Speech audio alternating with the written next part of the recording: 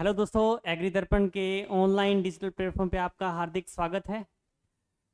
आज का जो हमारा सेक्शन रहने वाला है, इस सेक्शन के अंदर हम एनिमल अटेंडेंट की जो बहुत ही शानदार वैकेंसी आई है, इस वैकेंसी के अंदर क्या सिलेबस रहने वाला है और कितने क्वेश्चंस आएंगे उसके बारे में हम डिस्कस करेंगे। तो सबसे पहले अपन बात करते हैं जो इसमें जो एग्ज़ाम का जो पैटर्न रहने वाला है, इसमें क्वेश्चंस कितने आएंगे।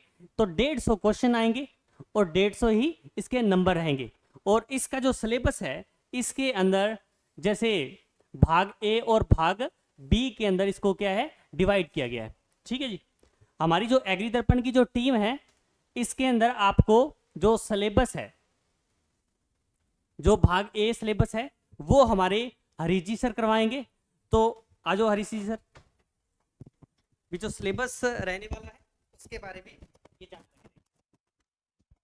नमस्कार साथियों, सभी का स्वागत है इस प्लेटफॉर्म पर। मैं हरीश कुमार आपके सामने जो है राजस्थान की बात करें, पशु परिचर की बात करते हैं, जिसमें आपको क्या है कि बात करेंगे कितने क्वेश्चन हैं, क्या चीज़ है। तो जैसे कि आपको ध्यान ही होगा कि आपके भाग ए की बात करें तो भाग ए में जो है आपके 105 क्वेश्चन, कितने 105 क्वेश्चन आपको मिलेंगे भाग ए के अंदर। और वो क्या है, कैसे करना है, तो ये भी जानना, यानी कि नेगेटिव मार्किंग भी है, वो भी 1/4 है, यानी कि 4 क्वेश्चन गलत होने पर आपका एक क्वेश्चन गलत, यानी एक क्वेश्चन माइनस हो जाएगा। तो इस चीज़ को अपने को डिस्कस करना है। अब आप कहेंगे कि राजस्थान का जो इसमें पार्ट क्या आएगा, तो कंप्लीट राजस्थान, अगर मैं कहूँ तो संपूर्ण राजस्थान जो है अपने को इसमें करना पड़ेगा। अगर देखो यहाँ पर दिया हुआ है सामाजिक अध्ययन 9वीं यानी कि माध्यमिक स्तर पर, माध्यमिक स्तर की बात करें, जैसे कि आपको बताया है जो भी आपका उसमें एसएसटी का पार्ट रहेगा सेम रहेगा, वो भी अपने को करना पड़ेगा। उसके अलावा इसमें आपके दैनिक विज्ञान और गणित के भी जो है क्वेश्चन होंगे, लेकिन ये नहीं करना कि अपने को राजस्थान करना है। तो ये भी ध्यान रखना है, आपको माध्यमिक स्तर को भी ध्यान में रखते हुए अपने को तैयारी करनी पड़ेगी। उसके अलावा क्या है, सामाजिक अध्ययन आ जाएगा, भूगोल, इतिहास, संस्कृति, कला और समसामयिकी घटनाक्रम की बात करें तो इसमें सारा का सारा आपका राजस्थान जुड़ेगा। जैसे कि आपको पता है अभी हाल ही में कुछ जो है नए जिले बनाए हैं, 19 जिले थे, अब 3 और बना दिए गए हैं। तो अपने को उसी के अकॉर्डिंग भी चलना पड़ेगा, लेकिन पुराना भी अपने को करना पड़ेगा। ये बिल्कुल नहीं है कि एकदम नया कर लें और ये भी नहीं है कि एकदम पुराना कर लें। तो ये चीज है। अब इसमें आपका भूगोल दे दिया है, और भूगोल का मतलब क्या होगा कि संपूर्ण ज्योग्राफी, और इतिहास की बात करें संपूर्ण इतिहास संस्कृति, यानी कि ये छोटा सिलेबस नहीं है, बहुत ही महत्वपूर्ण है। और 105 नंबर जो दिए हैं आपको किस बेस पे लेने हैं, कैसे आपको रणनीति बनानी है, इसकी बहुत ही, क्योंकि आपको पता है कंपटीशन बहुत है, और ये जो है आप करोगे तो आपको अपने लेवल पर कैसे बनाना है, तो आपको क्या करना पड़ेगा, रेगुलर किस प्रकार आपको तैयारी करनी पड़ेगी, उसी के बीच अपने जो है चर्चा की बात यहीं पर करेंगे। तो अपने को पहला तो मेन क्या है कि मोटिव, अगर आप पहली बार तैयारी कर रहे हैं तो आपको ये चीज पहले तो संपूर्ण सिलेबस का ध्यान होना चाहिए क्या क्या है। अगर आप कई बार सिलेबस करते नहीं और आप वैसे तैयारी करने रह जाते हो तो इस चीज का ध्यान होना चाहिए, सिलेबस में पॉइंट क्या क्या है, इस चीज का भी ध्यान रखना है। अगले ने सिलेबस क्या दिया है, तो यहाँ पर मैंने इसीलिए डिस्कस किया था माध्यमिक स्तर का जो है अपने को मेन ध्यान रखना है। और उसके अलावा आपका क्या हो जाएगा, राजस्थान का भी संपूर्ण है, इतिहास, कला, ज्योग्राफी की बात करेंगे, उसके अलावा समसामयिकी घटनाक्रम की बात करते हैं। तो ये पार्ट आपका क्या रहेगा, ये पार्ट आपका भाग ए की बात करेंगे। और भाग बी की बात करें जो कि आपका सब्जेक्ट है, जिसको आपको जो है हैंडल कौन करेंगे, डॉक्टर संदीप गिल, जो कि पशुपालन विशेषज्ञ है, पूरे राजस्थान की बात करेंगे, पीएचडी होल्डर। ठीक है, तो आप एक बार उनका सुने और आपको बताएंगे किस प्रकार अपने को तैयारी करनी है।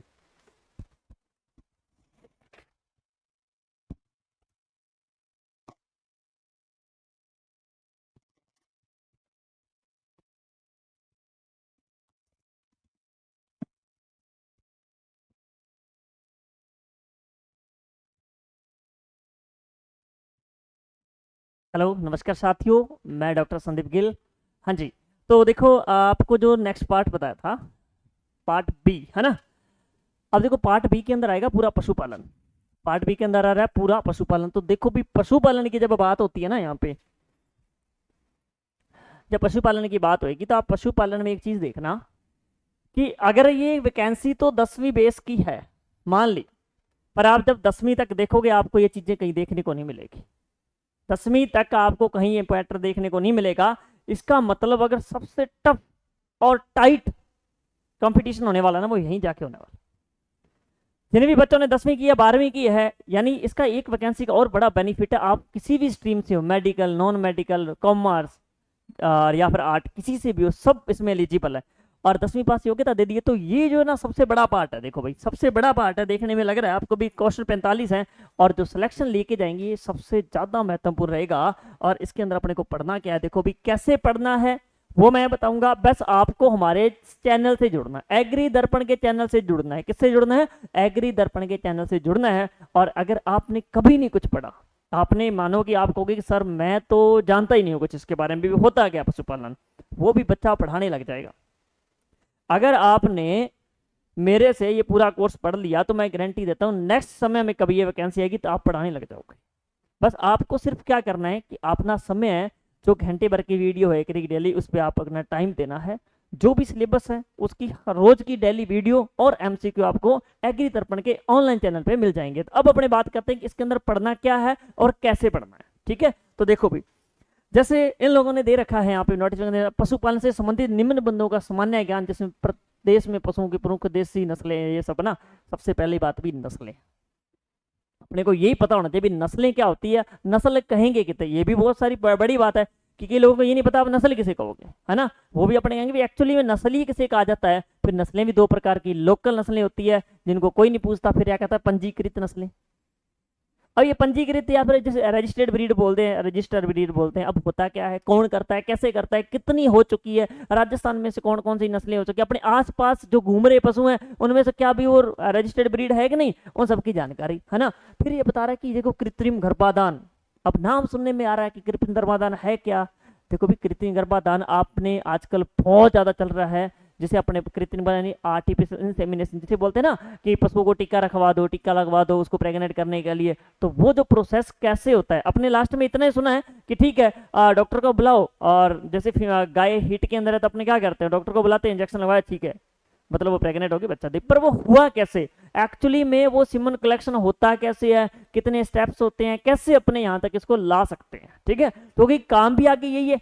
देखो नाम ही उसका पशु परिचर है ना उस वैकेंसी का, अगर इस पोर्शन के बारे में जानकारी नहीं होगी तो आप काम कैसे करोगे जाके।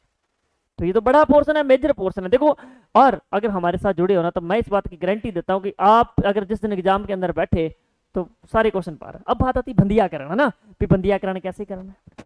बहुत सारी देखो कई बार क्वेश्चन पूछ लिया जाता है कि बंदियाकरण क्या होता है, कि नर किसी तरह का जनन क्रिया ना कर सके, ये क्या होता है, ये क्या होता है कि बंदियाकरण, उसे जनन क्रिया नहीं कर सके, उसके जो जननांग उसको नष्ट कर देना है। क्यों कर देना, क्या क्या काम आ रहे हैं, कहाँ कितनी उम्र में, ये सारी चीजें बनेगी। फिर बने संकर और प्रजनन। संकर प्रजनन यानी देखा होगा देशी और विदेशी नस्लों का क्रॉस करा के नई नस्लें पैदा करना।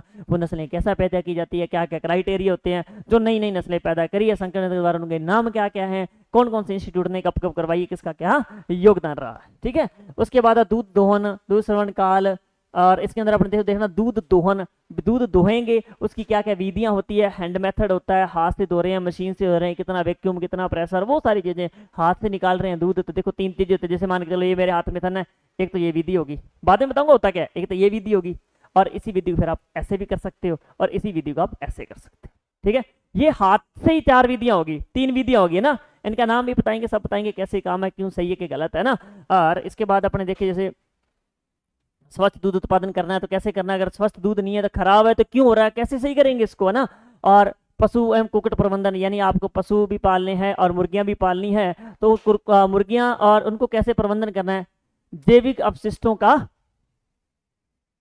अपशिष्टों का निस्तारण, यानी जैसे मान के चलो पशु चारा खा रहा है तो वो क्या है, उसको बचा हुआ उसको आप कैसे करोगे, जब वो गोबर वगैरह कर रहा है या यूरिन जो वो निकाल रहा है उसको आप कहाँ पे कैसे मतलब तरीके से यूज करोगे, क्या क्या उसके मेथड्स होते हैं ताकि वो ना खराब ना हो, पोल्यूशन ना हो। एंड उसकी तरह वो जैसे अमोनिया ज़्यादा निकलती है यूरिन से, अमोनिया से क्या क्या प्रॉब्लम्स आती है, कितने % अमोनिया होती है, ये सारी बातें ना, ऐसे ऐसे क्वेश्चन ही आएंगे। आपको मैनेजमेंट कैसे करना है, क्योंकि आपका आगे काम ही यही है कि आपको पशुओं को क्या करना है, एकदम ध्यान में रखते हुए ये काम करने हैं, तो आपको ये होना जरूरी जानकारी होना ना। इसके अलावा कि आप आहार दे रहे हो, कैसा चारा दे रहे हो, चारे वाली फसलें कौन कौन सी है, चारागाह राजस्थान में कैसा होना चाहिए, उसका विकास क्या होना चाहिए ना, फिर चारागाह विकास हो रहे हैं, चारागाह है कहाँ पे, कितना प्रोडक्शन हो रहा है, कितने quintal, ton, million ton, hectare में कितना एरिया है, इन सब की जानकारी, कहाँ कहाँ अच्छे मतलब डेवलप करे हैं, कम्युनिटी का रखे हैं, पब्लिक हैं, किस तरह के मतलब चारागाह यहाँ पे है, ठीक है ना। इसके बाद अपने देखेंगे अभी पशुओं को कौन कौन सी बीमारियां हो रही है, अगर कोई बीमारी हो रही है तो आप उसकी पहचान कैसे करेंगे।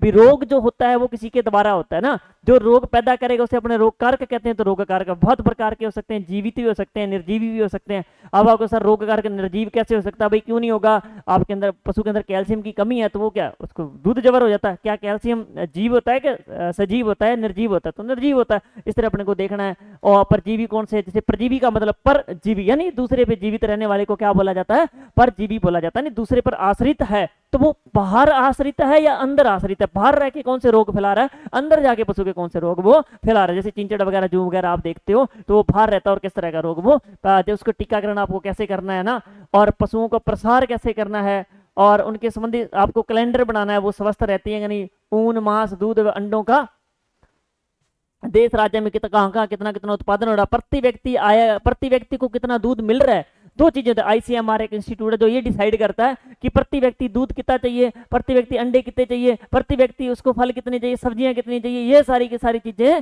जो डिस्कस होती है ना, ये ICMR एक इंस्टीट्यूट होता है वो बताता है। और है उपलब्धता कितनी है और आवश्यकता कितनी, इस पे क्वेश्चन पक्का आता है। अभी भारत के अंदर 410 ग्राम पर व्यक्ति को दूध चाहिए पर दिन, तो ये अभी क्या इंडिया के को इंडिया फर्स्ट रैंक पे दूध उत्पादन के अंदर, तो ये चीजें पूछी जाती कहाँ पे ज्यादा है कहाँ पे कम, ये डेटा बेसिस सारे को हो गए ना। उसके बाद ऊन कतरने की विधियां कौन से दिया, पर्यावरण को क्या क्या हानियां, पशु बीमा क्या है, बीमा बहुत सारी सब्सिडीज मिल रही है ना, पशु के क्रय में रखी जाने वाली सावधानियां, और पशु मेले, आपने मेले देखे होंगे ना, पशु को बढ़ाने के लिए, इनके प्रति इंटरेस्ट बढ़ाने के लिए, पशुओं की संख्या बढ़ाने के लिए, जिनसे पशुओं की संख्या कम हो रही है उनको प्रोत्साहित करने के लिए, उनको बढ़ाने के लिए, जैसे ऊंटों की संख्या कम हो रही है तो आप क्या करें, ऐसे मेले लगाएं, आयोजन किए जाए जिससे लोगों का रुझान बढ़े, क्योंकि पशुपालन जो भारत राजस्थान के पूरे एक विश्व की इकोनॉमी के अंदर बड़ा योगदान पैदा कर रहा है ना, GDP के अंदर।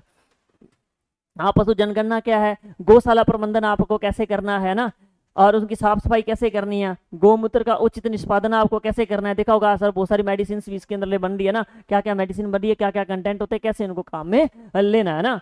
और पशुधन उत्पादों का विपणन, डेयरी विकास गतिविधियां तथा पशुपालन विभाग की प्रमुख योजनाएं। देखो इसके अंदर पूरा ये आ गया कि आप अगर दूध निकाल रहे हो तो दूध का आप कहाँ कहाँ बेच रहे हो, कौन कौन सी डेयरियां हैं, कोऑपरेटिव है, गवर्नमेंट है, और जो भी आप प्रोडक्ट बना रहे हो घी पनीर कहाँ कहाँ बेच रहे हो, किस स्ट्रेटेजी के बढ़ना, मार्केट में इनका प्राइस क्या रहेगा, मार्केट में आपको बनाना कैसे और बेचना कैसे है, यानी मिनिमम कॉस्ट के अंदर अधिक से अधिक उत्पादन आप कैसे ले सकते हो एनवायरनमेंट को हानि पहुंचाए बिना। इन सब की जानकारी हम आपको प्रॉपर देते रहेंगे, और ये जानकारी आपको फ्री ऑफ कॉस्ट चाहिए तो एग्री दर्पण के ऑनलाइन चैनल को जल्दी से सब्सक्राइब करें, और उसके अंदर पहले से भी बहुत सारी पशुपालन की वीडियो डाल रखी है मैंने, उसको देखें, अच्छे से आप उनको देख सकते हैं, पढ़ें। और दूसरी बात ये, बाकी हमारा कोर्स आपको रिकॉर्डेड कोर्स मिल जाएगा, ऑनलाइन कोर्स भी मिल जाएगा, आप ऑफलाइन कोर्स भी ज्वाइन कर सकते हो। गंगानगर के अंदर जो गवर्नमेंट बस रोड के जस्ट अपोजिट मिनी मायापुरी के अंदर हमारा इंस्टीट्यूट है, वहां के भी आप मिल सकते हो। अगर आपको ओनली नोट्स चाहिए ना तो नोट्स भी आपको बुकलेट्स आपके ही एड्रेस पे पोस्ट कर दी जाएगी, सिर्फ आपको एक फोन कॉल घुमाना है। धन्यवाद।